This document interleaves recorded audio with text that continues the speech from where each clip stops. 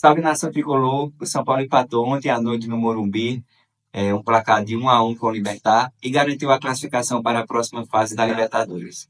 Vamos dar uma olhadinha no que a mídia geral está falando, um corte do programa Linha de Passe dos canais ESPN, o link estará na descrição. E sem mais delongas, vamos para o vídeo. Não se esqueça de deixar seu like, comentar e se inscrever no canal. Passa agora para falar do empate do classificado, matematicamente, tudo certo, São Paulo classificado à próxima fase da Libertadores da América. Só falta confirmar o primeiro lugar, o que deve fazer daqui a 15 dias. Vamos ouvir Zubeldia. Primero, felicitar al equipo porque jugar con uno menos gran parte del partido no era fácil. La Copa Libertadores tiene eso que hizo que a veces acontecen cosas inesperadas. En esta oportunidad nos tocó una expulsión inmediata, muy pronta. Algo que eso condicionó mucho el desarrollo del juego. Pero el equipo otra vez más mostró corazón, mostró empuje, tuvo las situaciones más claras y supimos empatar con mucho empuje, con el aporte de un jugador joven, pero es para felicitar a todos y por supuesto es importante que no nos vuelva a pasar esto de las expulsiones, porque Copa Libertadores tiene eso, que pequeñas o situaciones importantes te pueden complicar el desarrollo del juego, ¿no? Agradezco a los torcedores. Hoy otra vez más se vivió una atmósfera de Copa Libertadores. Estamos clasificados, ahora tenemos que fechar primero en lo posible y el objetivo era pasar a octavo de final. Lo hicimos bien y pronto tenemos que atender el Brasileirão que estamos en deuda. Luiz, boa noite. Alexandre Salvador, canal Arnaldo Tironi. Eu queria que você explicasse os câmbios ali a entrada do Pablo Maia e do Ferrarese e as opções dos jogadores que você tirou. Queria entender qual que foi a sua leitura naquele momento, o que você tentou fazer. Óbvio que o gol saiu logo na sequência, não sei se a estratégia que você tinha pensado para a entrada desses dois jogadores foi cumprida até o final. Obrigado. Sí, todos van dando un aporte diferente, por eso digo Copa Libertadores, van aconteciendo cosas, la expulsión de Alisson, Ruan en el entretiempo pidió el cambio, entonces van surgiendo movimientos en donde tenés que ir trabajando el juego, con uno menos no es fácil. La inclusión de Ferraresi para tener un poquito de altura en bola parada, porque sabíamos que era la especialidad de Eles, así vino el gol. Y en mi cabeza tenía, por supuesto, pensado los últimos 15, 20 minutos hacer los dos cambios, el de Luciano y Luca en su debido momento, para poder ir a buscar el partido. También tenía que ir viendo el desarrollo de cómo se iban desgastando mis jugadores, porque por ahí no todos tienen por qué saberlo, pero Marco Antonio viene jugando ya seguido. André, ¿cuánto hace que viene jugando los 90 minutos? Tenía que ir viendo las respuestas de cómo se iban desenvolviendo dentro del juego. No es fácil, la situación que estamos viviendo no es fácil porque Ferreira pidió el cambio, Oscar también, entonces tenemos que ir manejando las trocas, ir manejando las ventanas de troca y es difícil. Y la inclusión de Luca, del chico, es como, ¿vos sabés jugar al truco? ¿Vos sabés jugar al truco? No sabés jugar al truco, ¿no? Te dan 3 cartas. te dan 3 cartas. Yo tenía 3 cartas, ¿no? Luca no entró, o sea, la primera carta no la tiramos, la segunda carta no la tiramos. La tercera carta, es decir, en la tercera parte del truco, tiramos a Luca. Él tuvo 2 chances de entrar, ¿no? Luca venía con 2 antecedentes. Bueno, tenía que ganar en la última mano, así que, como en el truco, pudimos ganar en esa última mano y quedarnos al menos con un punto. Así que felicitaciones a Luca porque ya había intentado 2 veces, amagando tirar esa carta y no, en la tercera es la vencida. Vitor Birner, empate do São Paulo, gol do Luca no final, jovem, 17 anos, entrou e fez o gol. Esse São Paulo é o São Paulo que teve o momento do Ferreirinha, hoje já perdeu um gol, teve o momento do André, tem o momento do Rafael, tem momentos. Mas quem está sempre em alta são os jogadores da base. Eles sempre estão ajudando o São Paulo de alguma forma, não só no Campeonato Brasileiro, como principalmente na Libertadores. Qual é o percentual de importância da base nessa campanha do São Paulo? Estou falando da Libertadores especificamente. Num momento de muita dificuldade, de muitos jogadores fora e o Zubeldia tendo que tirar jogadores da base ali para compor elenco. Eu acho que é muito importante, até porque a vitória fora de casa do São Paulo teve muito do Ferreirão, que hoje foi mal. Né? Lutou muito, contribuiu bastante sem bola, mas não conseguiu dar sequência às jogadas. E é natural que essa molecada oscile. Porque assim, hoje, é óbvio que a expulsão do Alisson, 17 minutos, condiciona muito o jogo. O Alisson é o principal jogador da equipe, há muito tempo. Aliás, desde a Copa do Brasil, ou ele é o principal, ou ele é o Lucas, assim. Você pode escolher de acordo com o que você acha que é o principal, você não precisa ter um jogador só, mas ele é o jogador essencial. Né? E o São Paulo perde ele, inclusive, ano passado, para os jogos contra o Botafogo. Foi. Um pouco antes. E sem o Alisson, no banco, havia o Pablo Maia sem ritmo de jogo e o Bobadilla. O Bobadilla até hoje não se mostrou um jogador com quem o treinador pode contar de um jogo consistente. Né? O Zubeldia vai muito bem, quando ele usa o Oscar como um segundo homem de volante. E obviamente que isso pode ser feito porque já havia acontecido contra o Palmeiras na semifinal do estadual, ou seja, é o trabalho do técnico gerando há algum tempo possibilidades e situações muito difíceis de não ter o jogador para a função. E o São Paulo ali tinha os 2 jogadores de velocidade pelo lado, o Ferreira da base e o Ferreirinha. E na construção, com a bola, eles não foram bem. Senão o São Paulo, mesmo com 10 jogadores, provavelmente teria feito um gol antes de tomar o seu gol. Enquanto tinha com os 17 minutos e pouco tempo de 11 contra 11, o São Paulo mandava no jogo, com muita sobra. O Libertad mal conseguia pressionar o São Paulo, mesmo assim conseguiu pressionar muito pouco depois. O gol que o São Paulo tem muito mais a ver com o erro do Cedric e com o erro de marcação do André na jogada de bola aérea. Não é um erro de jogada coletiva do São Paulo.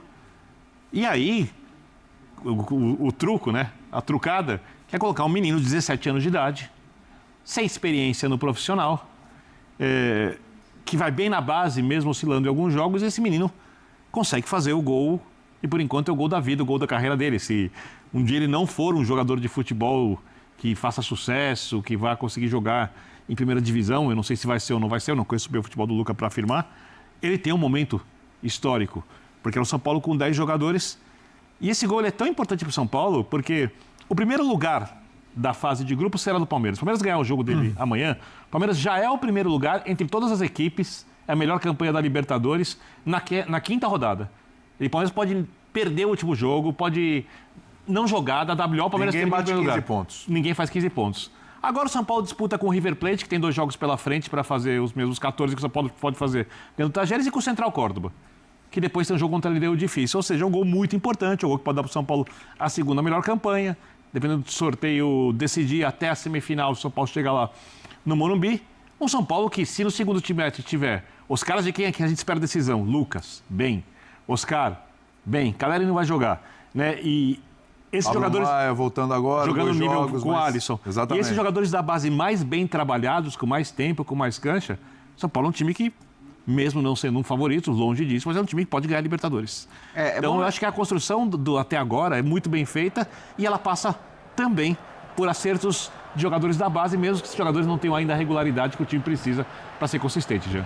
Não, é só lembrando que o que o Birner falou, esse negócio de ser o primeiro, claro que o ideal é ser o primeiro, melhor campanha de todas, mas possivelmente a segunda melhor campanha de todas tem a mesma vantagem que a primeira melhor campanha de todas. Se o sorteio não cair no cruzamento com o Palmeiras. Se você ficar do outro lado da chave. Às vezes até a terceira. Às vezes às vezes a terceira se o segundo ficar do lado do primeiro. Então, assim, obviamente, cada time tem que batalhar para ter a melhor campanha possível, ainda que não seja a melhor campanha da chave. Agora, é impressionante que neste jogo, em que o São Paulo atua, né, desde os 17 minutos com um jogador a menos, ele teve mais posse de bola que o adversário e ele finalizou o dobro de vezes do Libertad. Então, assim, foram 14 finalizações do São Paulo, 7 do Libertad. E a chance mais clara com o Ferreirinha. E a chance mais clara com o Ferreirinha. Então, assim, não faria sentido, realmente. A derrota, eu acho que não estava refletindo o que tinha sido o jogo. Também não acho que a gravidade da derrota ia ser um resultado, né, que ia mudar muito a vida do São Paulo. Do ponto de vista. Acho que o normal e o mais provável era que o São Paulo fosse o líder da chave da mesma maneira. Claro, ia cair um pouco na questão da classificação geral, que é o que a gente está falando. Pode valer alguma coisa. Mas foi um bom jogo para quem atuou a partida quase que inteira com um jogador a menos. Esse lance do Ferreirinha, né?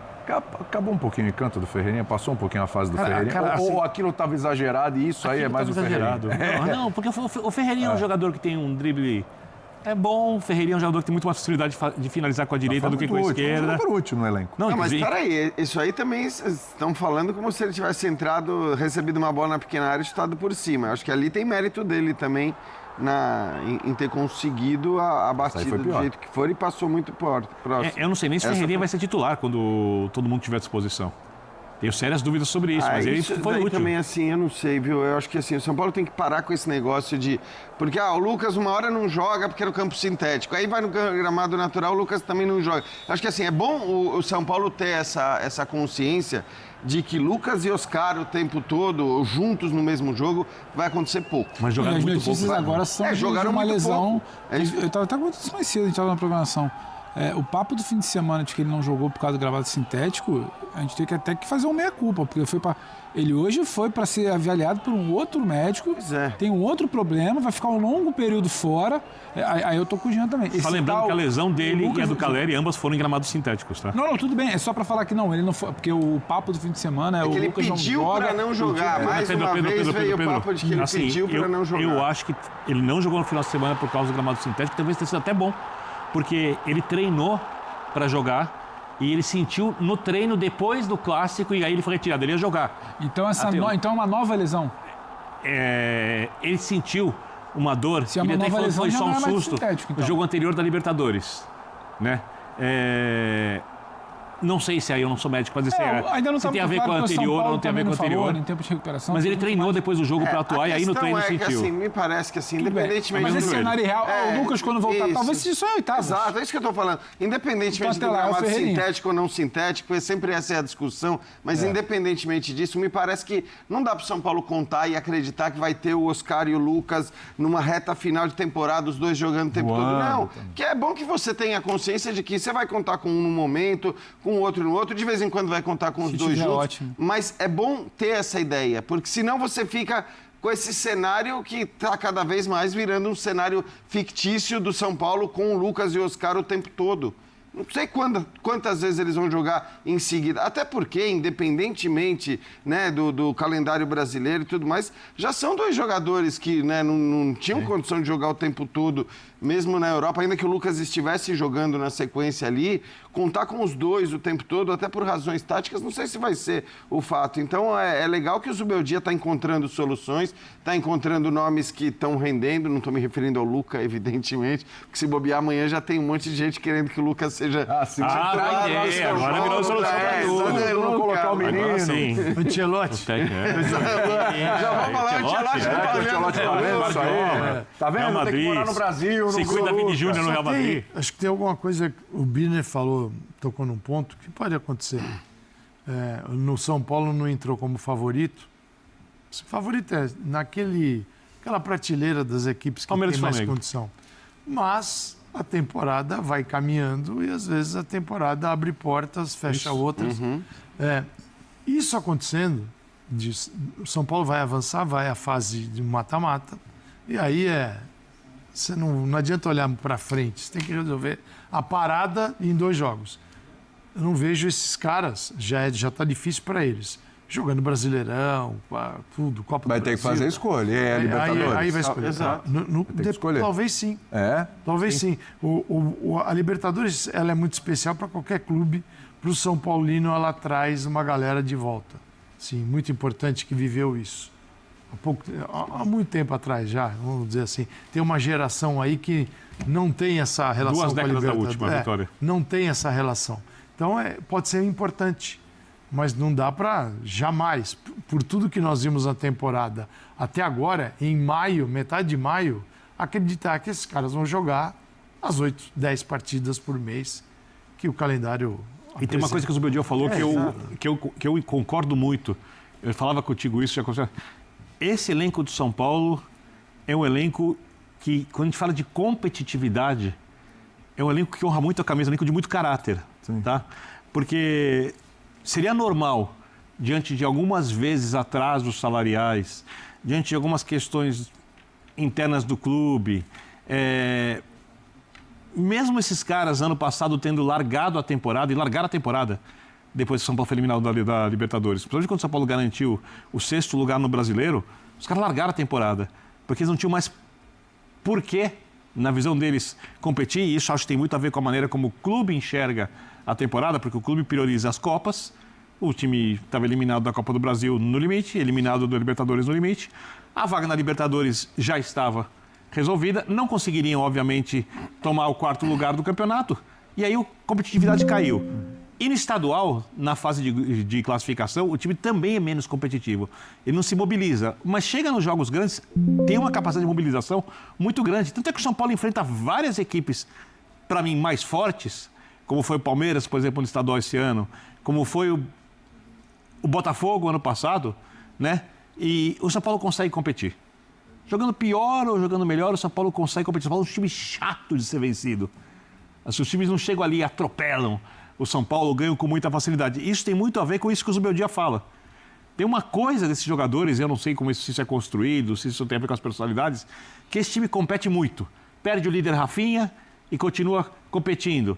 Perde o Caleri, que é, acima de tudo, muito mais jogador de competitividade do que de técnica, e continua competindo. Sai o Caleri. Tá fazendo falta? Talvez sim. A torcida está sentindo a falta? Não sei, não tenho essa Também não certeza sei. toda, não. Também não sei. Então, isso tem muito a ver com o que é o coletivo do São Paulo, que passa, obviamente, pelas escolhas do técnico, mas tem muito a ver também com postura de jogador dentro do clube. E olha que eu sou fácil para criticar cara quando falta postura. Sim. Eu acho que esses caras honram a camisa. E a expulsão do Alisson, hein? Temos a imagem aí? Vamos colocar?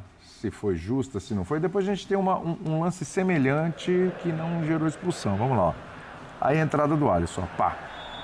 Menos de 16 minutos ali do primeiro tempo. E o Alisson expulso direto ali por esse lance. Dava para amenizar com o amarelinho ali? Ou é vermelho direto? Não tem conversa. Acho que você dá o vermelho porque, assim, esse tipo de carrinho, se você dá o azar... Eu tenho a convicção de que o Alisson não quis pegá-lo. Ele não é maldoso. Mas é isso, você deu esse carrinho com a sola reta e você pega, e sobretudo aonde você pega. Se você pega no pé, ainda acho que talvez ele fosse poupado do cartão vermelho. Mas na hora que você pega lá em cima, na canela, no tornozelo... William. Eu daria um amarelo não também tem muita discussão para mim. adversário. No momento Daverson do adversário? É claro, no momento Daverson, né? A interpretação foi sensacional, gente, né? A entrada, momento ele deu uma valorizada, ele pede Faz parte. desculpas. Não estou tirando o vermelho dele. Acho que a entrada foi duríssima. Mas você sabe que não aconteceu nada porque... Pedindo desculpas. Porque é o seguinte, quem toma um carrinho que quando quebra a tua perna, ninguém fica dando saltos quando está machucado verdadeiramente, né?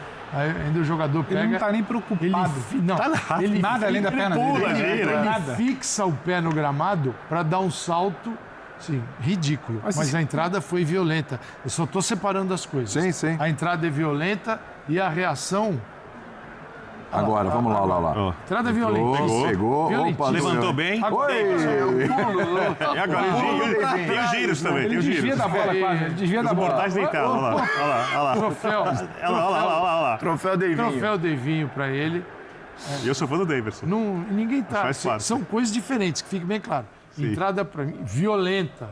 Agora, Eu acho que até o próprio Alisson admite depois, na hora que ele pede desculpa à torcida, ainda que tenha sido, assim, eu tenho certeza que ele não quis machucar, ele não quis, mas a hora que ele pede desculpa, no fim...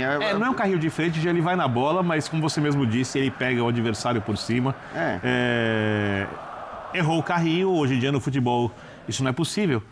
Alguns árbitros até poderiam deixar passar, mas o vermelho é completamente aceitável. Mas esse eu não acho nem que, assim, da coisa do hoje em dia no futebol, porque eu acho que nesse caso até tá certo, porque quando você determina que esse tipo de lance é para cartão vermelho, é justamente para que os jogadores evitem fazer com que o adversário corra riscos. Sim. Então, assim, na hora que isso é um lance para vermelho, você está dizendo que é um lance para vermelho para que os jogadores não deem o carrinho com a sola do pé levantada ali, porque, de fato, podia ter machucado. Foi um baita teatro, foi um momento Davidson, como você disse, mas podia ter machucado. Então, acho que é compreensível. Vamos ver um outro lance? Então, esse para mim é a grande questão. Então, vamos lá. 2 pesos, 2 medidas, será? Foi em cima do Enzo Dias. Olha lá. Tá lá o Enzo Dias já caído lá no chão. Já tá vendo lá no alto ele caído. Vamos no lance em cima, ó, no detalhe, para poder comparar com o lance do Alisson. Se isso aí também não era para expulsão. Primeiro tempo, né? Primeiro tempo ainda, aí 38 do primeiro tempo. Ficou só no amarelo. Vamos ver agora? Olha lá. Agora no detalhe. Pá! E pisou, hein? Não, pisou. Pisou. Olha lá. Bem pisado, inclusive. Pisou e foi. Sem intenção também. Sem intenção também. Sem a maldade, consequência da jogada, consequência do movimento. Jogo dentro do Morumbi. Eu acho que a gente só está discutindo se é para dar vermelho nesse lance porque houve um vermelho para o jogador do São Paulo. Eu concordo. Eu acho que é só por isso, senão a gente diria que o amarelo está de bom tamanho. A entrada do Alisson, ele tem assim, ele projeta o corpo, né, de frente num carrinho. Exato. Com a sola estendida. Aqui é uma tentativa de dividir a bola e a bola sai e a ação vem. Então acho que amarelo aí é o que já falou. Você está tentando usar a mesma régua para cravar um vermelho ali. Nenhum lance é igual. E tem árbitro poderia ter um detalhe no Brasil, nesse lance já viu que justificasse o vermelho.